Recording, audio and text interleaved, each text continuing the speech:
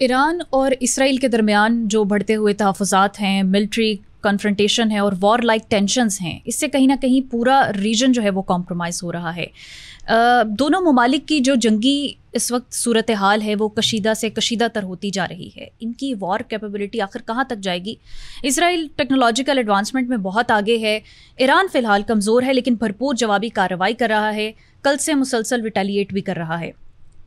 اس ساری صورتحال میں یہ دیکھنا بڑا ضروری ہے کہ جو ریجن اس سارے میں کمپرومائز ہو رہا ہے وہاں پر ریجنل پاورز کا کیا کردار ہونا چاہیے، خصوصاً اگر امریکہ کی بات کی جائے، عرب اسٹیٹس کی بات کی جائے یا ساؤتھ ایشیا کی.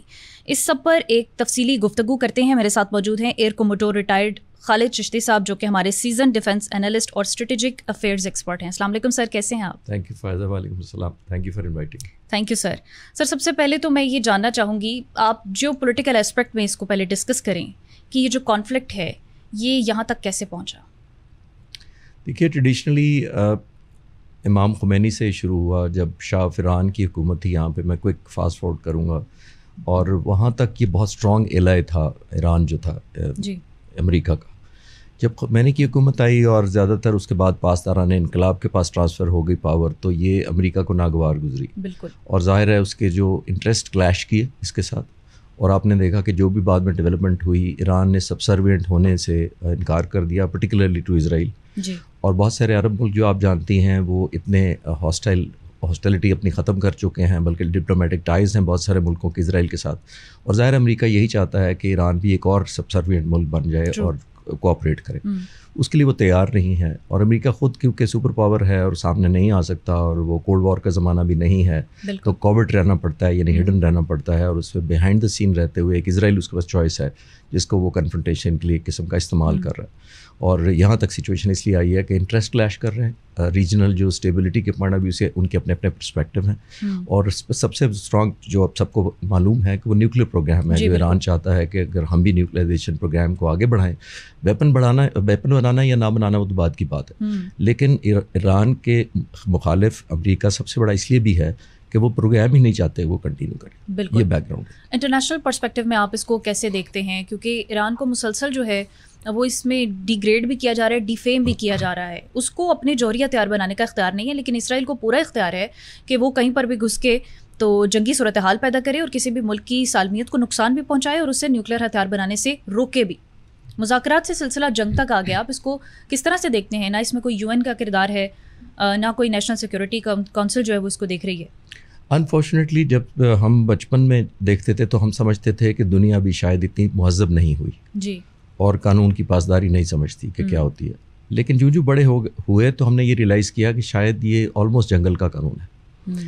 یہاں جو قانون ہے وہ بائی چوائس ہے، بائی اون پرسیپشن ہے، اور ججمنٹ بھی اسی طرح ہی ہے کہ فیصلہ بھی میں ہی کروں گا، پرسیپشن بھی میں اپنی مرضی کی بناؤں گا، فیصلہ بھی میں ہی کروں گا. جب یہ ہوگا دو ملکوں کے درمیان یا تین ملکوں کے درمیان یا کسی ملک کے درمیان، تو پھر ایک سبسروینٹ یونائٹڈ نیشنز بھی کوئی رول نہیں پلے کر پا رہی.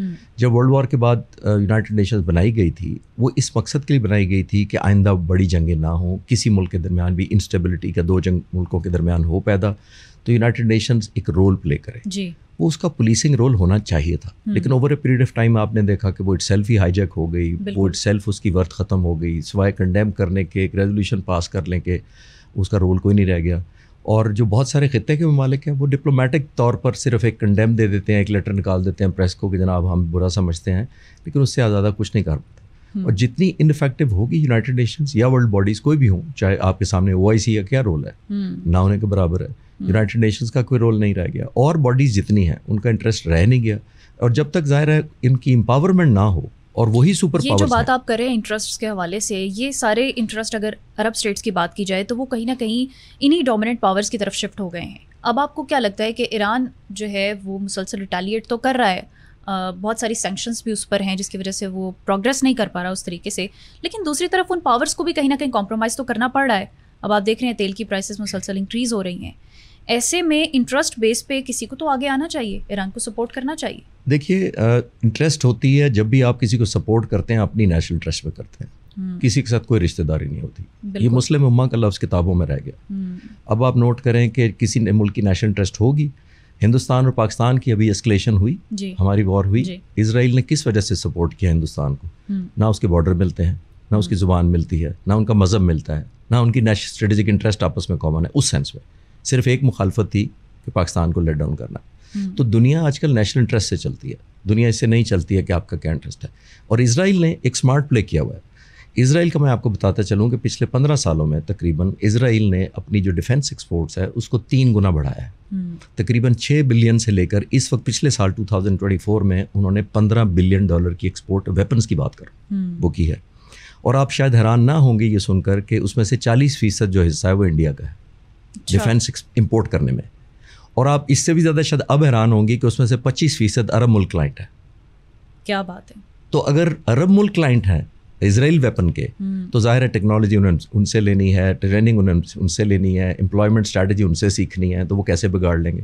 تو اس نے بڑا اسمارٹ موو کر کے ایک کلائنٹڈ شکل کی نیشنل انٹرسٹ کے علاوہ اکنامک انٹرسٹ ڈیولپ کر لی. یہ بات ایران کو کس حد تک سمجھنی چاہیے؟ یہ جو ایک ڈپلومیٹک انٹرسٹ بیسڈ جو اسٹریٹجی چلا رہے ہیں سبھی ممالک، ایران کو آپ کو کیا لگتا ہے کتنی فلیکسیبلٹی اس میں شو کرنی چاہیے؟ دیکھیے فلیکسیبلٹی تو ہونی چاہیے، لیکن ایک حد سے زیادہ جب آپ کو کمپرومائز ہے، ایک دفعہ سرنڈر کرتے ہیں تو پھر دنیا آپ کو سرنڈر کنٹینیو نیو نارمل کر دیتی ہے. بالکل ایسے وہ نیو نارمل کر دیتی ہے. اب ایران بالکل آئسولیٹڈ.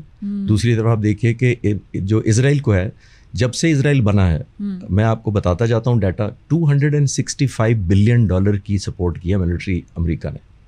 اور یہ پوری دنیا سے ڈبل ہے جو دنیا کو اکٹھا کر لیں سب کو. 50 بلین کے قریب نیکسٹ ایجپٹ کی ہے. اب ذرا فرق ملاحظہ کریں، 50 بلین ورسز 260 بلین.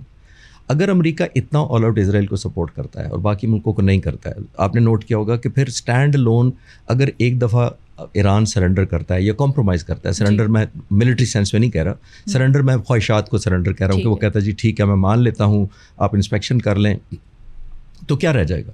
اور سب سے بڑی بات ایک اور بات ہے، آپ نوٹ کریں، انفارچونیٹلی ہماری دنیا کا ایک عجیب سا رول رہا ہے. عراق کے صدام حسین کا ٹائم یاد کریں، کیا کہا جاتا تھا؟ 4th largest air force, 3rd largest army, weapons of mass destruction. وہ کہاں گئے؟ میں نہ ویپن ملے. 100 گھنٹے کے اندر جو الائٹ فورسز تھیں انہیں عراق تک، بغداد تک پہنچ گئی تھی. تو پہلے یہ فورسز جن بناتی ہیں، یہ کریٹ کرتی ہیں ایک جنی سچویشن کہ دس is a genie, this is a monster, this going to eat اس.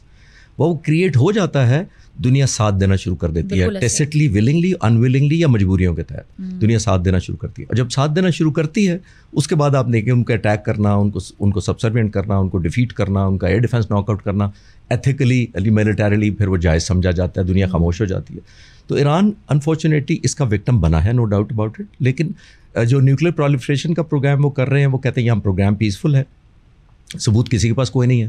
لیکن انفارچونیٹلی ایک سنگل آؤٹ کیا ہی اس لیے جا رہا ہے جو ہم نہیں اپریشیٹ کر رہے سب لوگ، خاص طور پہ مسلمان ملک. آپ یہ دیکھیے کہ جو ہی خدا نہ خواستہ سب سروینٹ ہو جاتا ہے ایران، اس پورے خطے میں ایران کے علاوہ اسرائیل اور امریکہ کو کون چیلنج کرے گا؟ یہی میں اسی طرف پوائنٹ لے کر آنا چاہتی تھی کہ ابھی تک کسی کی اتنی ضرورت نہیں تھی کہ اسرائیل پر اٹیک کرے. تو ابھی آپ کو لگتا ہے کہ اس سے اسرائیل کو کوئی فرق پڑے گا؟ دیکھیے فرق ریلیٹیو ٹرم ہے، فرق کی آئیڈینٹیفیکیشن یا ایکسپلینیشن اپنی اپنی ہو سکتی ہے. ٹھیک. اس نے حملہ کیا، آل آؤٹ کیا، بہت سویئر بلو تھی. اور میرے لیے as a student of military strategy سب سے زیادہ کنسرن یہ تھا کہ ایران کے اندر سے حملے ہوئے ہیں، یعنی انہوں نے ڈرون اندر سے فائر کیے ہیں، انہوں نے کمانڈو ایکشن اندر سے کیے ہیں. آپ نے نوٹ کیا ٹاپ ملٹری لیڈرشپ پاسداران انقلاب کی، ان کی آرمی کی اور نیوکلیئر سائنٹسٹ کی، تمام جو بریڈ یا ٹاپ بریڈ تھی یا بینڈ تھا، ایلیمنیٹ کیا. آپ نے یہ نہیں سنا کہ اور بھی لوگ مارے گئے ہیڈ کوارٹر میں. کیوں نہیں مارے؟ اس کا مطلب یہ ہے کہ انہوں نے اتنی ٹارگیٹڈ کلنگ کی through ground forces, most probably جو ٹائم بتائے گا کتنی ان کے کوئی ایجنٹس، ان کے اسپائز ایران کے اندر ہی موجود. ایگزیکٹلی. یہ ایران کو سوچنا چاہیے کہ لڑنا اور بات ہوتی ہے، لیکن غداروں اور جاسوسوں کے درمیان رہتے ہوئے لڑنا بہت مشکل ہوتا ہے. لیکن ہم بارہا سنتے آئے ہیں ان کے سپریم لیڈر آیت اللہ علی خامنائی سے، وہ تو ہمیشہ سے کہتے تھے کہ متحد ہو جاؤ، جو بھی گروپس ہیں ان کو اکٹھے ہو جانا چاہیے اور دشمن کی چال کو سمجھ جانا چاہیے. لیکن ایسا انفارچونیٹلی ہو نہیں سکا. دیکھیے دنیا میں جو ماڈرن جنگیں ہو رہی ہیں وہ یا ٹیکنالوجی سے ہوتی ہیں یا انٹیلیجنس بیسڈ ہوتی ہیں. آپ نوٹ کر لیں. بالکل ایسے ہم نے کس سے کیا، ہم نے ٹیکنالوجی بیسڈ انڈیا کو ڈیفیٹ کیا تھا. اسرائیل میں موسٹ پروبیبلی اس کے اندر جو سب سے زیادہ افیکٹو ٹول یوز کر رہا ہے وہ انٹیلیجنس کے تھرو کر رہا ہے. اور انٹیلیجنس صرف انٹیلیجنس نہیں، ایکشنیبل انٹیلیجنس. ایک ہوتی ہے انفارمیشن انٹیلیجنس. اب میں اطلاع دے رہا ہوں کہ فلاں بندہ وہاں ہے، لیکن آپ مجھے کہیں کہ اس کو آج مار بھی دو رات کو، یہ ایکشنیبل انٹیلیجنس ہے. تو وہ صرف انٹیلیجنس نہیں گیدر کرتے، وہ ایکشنیبل انٹیلیجنس کرتے ہیں، جس کا مطلب ہے کہ اس کا رزلٹ بھی صبح تک آنا چاہیے. جس کا مطلب ہے انہوں نے کتنی ریہرسل کی ہوگی، اتنے ٹارگیٹس کو ایٹ ون ٹائم ایک ہی رات میں پریسیجن لوکیشن کر کے ان کی آئیڈینٹیفیکیشن کر کے ان کو جانتے ہوئے ان کو ایلیمنیٹ کر دینا. پھر ساتھ ہی انہوں نے نیوکلیر پلانٹس پہ حملہ کیا.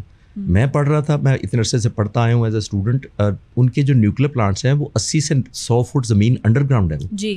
تو بنکر بومب صرف ان کو ٹارگٹ کر سکتا ہے جو صرف امریکہ کے پاس ہے. آفیشلی امریکہ نے آج تک نہیں مانا کہ ہم نے بنکر بومب دیے ہیں اسرائیل کو, لیکن یہ ڈیفینیٹلی دیے ہوں گے کیونکہ آپ ہٹ کر ہی نہیں سکتے اتنے ڈیپ پینیٹریشن کر کے. تو میں کہہ رہا ہوں ہمارے ڈول اسٹینڈرڈ ہیں جو ہم شروع سے بات کر رہے ہیں کہ ڈول اسٹینڈرڈ ہیں. انفارچونیٹلی کسی کو ہم چاہتے ہیں کہ یہ قانون ہوگا, لیکن قانون وہ ہوگا جو مجھے سوٹ کرے گا, وہی قانون میں امپلیمنٹ ہو جاتا ہے. آپ نے بڑی امپورٹنٹ بات کی انٹیلیجنس کے حوالے سے. تو اب ایران کو کس طرح سے تیار رہنا چاہیے, کیونکہ تو اس طرح سے جو ہے وہ اسٹرانگ نہیں ہے, ریٹیلیٹ تو وہ کر رہا ہے. یہ بڑی خوشائن بات ہے کہ اس نے جوابی حملے کیے ہیں, لیکن انٹیلیجنس کی اگر ہم اسپیسیفکلی بات کریں تو کیا وہ اس طرح سے اٹیک کر سکے گا اسرائیل پہ؟ دیکھیے ایران کے پاس آپشن بڑی محدود ہے, اور جو وہ ہے وہ بہت افیکٹو استعمال کرے. ایران کا جو میئربل نہیں کی جا سکتی نا, وہ ہے ان کا ریزالو یا ڈٹرمنیشن اس قوم کی. وہ سلیوٹ کے قابل ہے. انہوں نے 8 سال عراق کے ساتھ لڑا. جسٹیفائڈ اور ناٹ جسٹیفائڈ کی بات نہیں میں کر رہا, میں ڈٹرمنیشن کی بات کر رہا ہوں, ریزیلینس کی بات کر رہا ہوں, to come back under the adverse circumstances. لیکن یہ ریزیلینس کب تک آخر؟ ابھی تک جو جنگیں تھیں وہ تو ایران سے باہر تھیں. اب ایران کے اندر تہران میں جو ہے وہ صورتحال اس وقت خراب ہے. جب تہران میں ہے تو اسرائیل کے اندر بھی پہلی دفعہ گئی ہے. یہ بھی پلیز نوٹ کریں, اسرائیل کے اندر بھی پہلی دفعہ گئی ہے. ان کی جو میں بھی بتا رہا تھا کہ ان کی ایئر فورس آلموسٹ انفیکٹو ہے ایران کی. ان کے پاس F-14 جہاز ہیں اور فینٹم F-4 جہاز ہیں جو شاہ ایران کے زمانے کے ہیں, تقریباً 50-60 سال پرانی مینوفیکچرنگ, اور دونوں امریکہ کے بنے ہوئے ہیں. اس کے اسپیئر پارٹس بند ہیں, ان کی مینٹیننس نہیں ہو پا رہی, ان کی ٹریننگ لمیٹڈ ہے, امپلائمنٹ لمیٹڈ ہے. اور تبریز کے پاس جو کل بیس پہ انہوں نے حملہ کیا ہے فاروق شاہد بیس کو, وہ اسی بیس پر تھے وہ جہاز. موسٹ پرابلی شاید انہوں نے زمین پر ناک آؤٹ کیے ہوں, کیونکہ ابھی تو ڈیٹا نہیں آ رہا. ایک بات, ایئر فورس سے ریلیٹڈ ان کی پوٹینسی بہت کم ہے. لیکن دوسری طرف اسرائیل کا دیکھیں, 200 سے زیادہ جہاز آئے, 2200 کلومیٹر کا فاصلہ ون وے کر کے آئے اور واپس چلے گئے. اور یہ بھی ذہن میں رکھیں کہ اس میں F-35 اسٹیلتھ بھی تھا, F-16 بھی تھے, F-15 بھی تھے, جن کو رستے میں A-2A ریفیولنگ ہوئی ہوگی, اور ٹینکر درجنوں موجود ہوں گے ہوا میں جنہوں نے ریفیول کیا ہوگا. اور انفارچونیٹ ایک اور ایلیمنٹ بھی یہاں ہائی لائٹ آپ کے ویورس کے لیے ہونا چاہیے, وہ یہ ہے عرب ملک استعمال ہوئے. رستے میں 3 ملک ہیں جو بھی روٹ لے لیں, یا وہ جارڈن اور عراق کے روٹ ہیں, یا وہ سیریا کر دیے تھے لاسٹ ٹائم بھی ایسے ہوا. اور ابھی دیکھ لیے اب ڈرون انٹرسیپٹ ہو رہے ہیں, لیکن جب 200-250 جہاز اڑ رہا تھا تو کسی نے اس کو وارننگ بھی نہیں دی, انٹرسیپٹ بھی نہیں کیا. ایک بات یہ. دوسری امپورٹنٹ بات جو آپ کر رہی تھی بات, جو کہ جی ایران کیا کر سکتا ہے, وہ ان کے پاس آپشن ہی یہی ہے, سرفیس ٹو سرفیس میزائل کی اور بیلسٹک میزائلس کی. ایک چیز نوٹ کریں, 150 میزائل مارا انہوں نے, اور میری اپنی ججمنٹ ہے, نو ڈیٹا, میرے پاس کوئی اسٹیٹسٹک نہیں ہے, 30-40 اگر ڈرون پہنچ گئے اسرائیل میں اور ہٹ ہوئے کل جو ہم کہہ رہے ہیں, ان کی منسٹری تباہ ہوئی ہے, ڈیمیج ہوئی.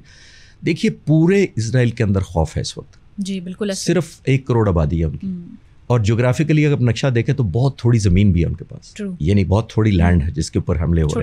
چھوٹا سا ملک ہے. اب امریکن ایمبیسڈر کہتا ہے کل رات کو کہ مجھے 5 دفعہ بنکر میں پناہ لینی پڑی ایک رات میں, تو عام شہریوں کا کیا حال ہوگا؟ اسرائیلی عام شہری یوز ٹو نہیں ہے اس طرح کی جنگ لڑنے میں. 1967 کی عرب طرف وہ ہیں کہ جو اپنی اولادوں کو شہید ہو کر انہیں اپنے ہاتھوں میں اٹھایا, ان کے لیے کیا مشکل ہے یہ. تو 1967 سے 73 میں جب بھی اسرائیل نے حملے کیے ہیں, باہر کیے ہیں اپنی سرزمین سے, اور سبق سکھایا اپنی مرضی کا, سرنڈر کروایا, کمپرومائز کروایا اور سیز فائر کروا لیا. یہ فرسٹ ٹائم ایور ہے کہ یہ ہو رہا ہے جو اندر حملے ہو رہے ہیں. اور میں as a student of strategy اگر مجھ سے مشورہ لیں تو میں کہوں گا کہ یہ سسٹین کرنا چاہیے کچھ دن. کیوں کرنا چاہیے؟ کیونکہ سب سے زیادہ آوازیں اس عمل کو روکنے کے لیے ایران کے خلاف اندر سے اٹھیں گی تو رکے گا, یا اتنی پنشمنٹ ہوگی اسرائیل کے لوگوں کو. Over I am not seeing civilian casualties ہونی چاہیے, میں کہہ رہا ہوں انسیکیورٹی, خوف, یہ جب پیدا کر پائے گا ایران ان لوگوں کے ذہنوں میں, اور وہ کہیں گے ہم کیوں لڑ رہے ہیں, ہم کیوں پرائز دے رہے ہیں, جب ان کو 4 راتیں جاگنا پڑے گا, پتہ نہیں وہ ڈرون یا ویپن کہاں آ کر گرے گا. اور چاہے میں کہہ رہا ہوں روزانہ 150 نہ مارے, آپ 5-10 اگر پہنچنے میں کامیاب ہو جاتے ہیں تو بہت زیادہ خوف, کیونکہ ایران کے پاس آپشن ہی کوئی نہیں ہے. اور یہی ایک آپشن ہے جس سے ایک سرپرائز یا شاک دے سکتا ہے, ایک ایلیمنٹ آف انسیکیورٹی جس کو کہتے ہیں, وہ ایرانی لوگوں میں ایران اسرائیلی لوگوں میں پیدا کر سکتا ہے.